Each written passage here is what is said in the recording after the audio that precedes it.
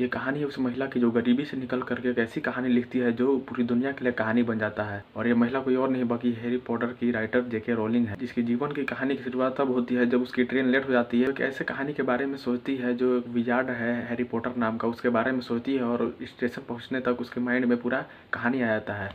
उसके बाद वो घर जाती है और कहानी लिखना शुरू करती है। लेकिन ये सफ़र इतना आसान नहीं था, उसकी लाइफ में एक के बाद एक चैलेंजेस आने लगे और इसकी मदर को एक स्क्लेरोसिस नाम की बीमारी थी, जिसके कारण उसकी माँ की डेथ हो जाती है। उसके बाद वो पुर्तगाल चली जाती है और वहाँ पे एक स्कूल में पढ़ाने लगती है। फिर वहाँ पे उसके शादी हो जाती है और उसके फिर बच्चे भी हो जाते हैं।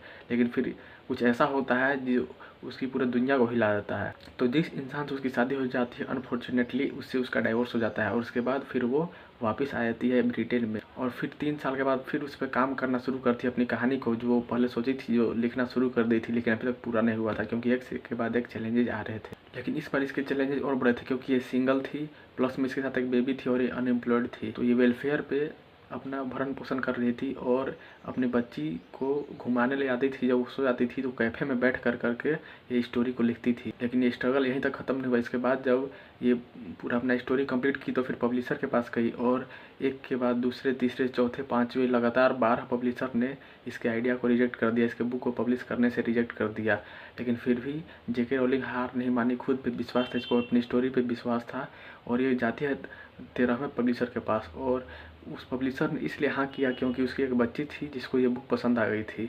उसके बाद क्या था, ये बुक पब्लिश होती और पब्लिश होने के बाद ही एक के बाद एक रिकॉर्ड तोड़ती है और जितने भी सीरीज आती है पहले सीरीज से बाद वाला सीरीज की डिमांड और ज़्यादा बढ़ती जाती है और मिलियंस ऑफ बुक सोल्ड हो जाते हैं। और ऐसा ही देखते देखते ये one of the richest author बन जाती है पूरी दुनिया में और इतना फास्ट ग्रो करता है कि वर्ल्ड रिकॉर्ड तोड़ देता है। और ऐसा कहा जाता है कि 400 मिलियन से भी ज़्यादा कॉपीज सोल्ड हो चुकी है अभी तक और जिसमें 65 से भी ज़्यादा लैंग्वेजेज में ये बुक पब्लिश हो चुका है। और हैरी पॉटर की कहानी आज पूरी दुनिया में मशहूर है। तो ये कहानी बताती है कि कभी भी जीवन में हार नहीं मानना चाहिए, खुद पे बिलीफ होना चाहिए जो भी आप करना चाहते हैं। और इसके अलावा आपको बता दें कि ये यहीं तक नहीं रुकी और अपनी लाइफ में इतना स्ट्रगल देखने के बाद अब वो लोगों की मदद करती है और इसके लिए चैरिटी को मिलियंस ऑफ डॉलर भी देती है। और जो जिसकी बीमारी से इनकी मदर की डेथ हुई थी, स्क्लेरोसिस बीमारी के लिए भी पैसा देती है। तो चैरिटी को भी देती हैं और उस बीमारी से लड़ने के लिए भी, और जो भी नीडी है उनको, सिंगल पेरेंट को भी हेल्प करती है। तो ये कहानी थी जेके रोलिंग की, जिनका हैरी पॉटर नाम का जो सीरीज था वो भाई पूरी दुनिया में छा गया और एक नॉर्मल इंसान से ये कहाँ पहुँच गए। इसलिए आप भी लाइफ में अगर कुछ करना चाहते हैं और एक के बाद एक आपको रिजेक्शन मिलता जा रहा है या जो करना चाहते हैं उसमें सफल नहीं हो पा रहे हैं, तो इसमें सफल होने का सबसे पहला उपाय यही है कि अपने आप के अंदर बिलीफ होना चाहिए। अगर इसके अंदर नहीं होता, समझो कि अगर ये 10 पब्लिशर के बाद क्विट कर देती तो आज हैरी पॉटर नामक कहानी पूरी दुनिया के सामने नहीं आता। लेकिन ये 10 के बाद 11 के पास हो गई, 12 के पास हो गई और फिर लास्ट में 13वां ने पब्लिश किया।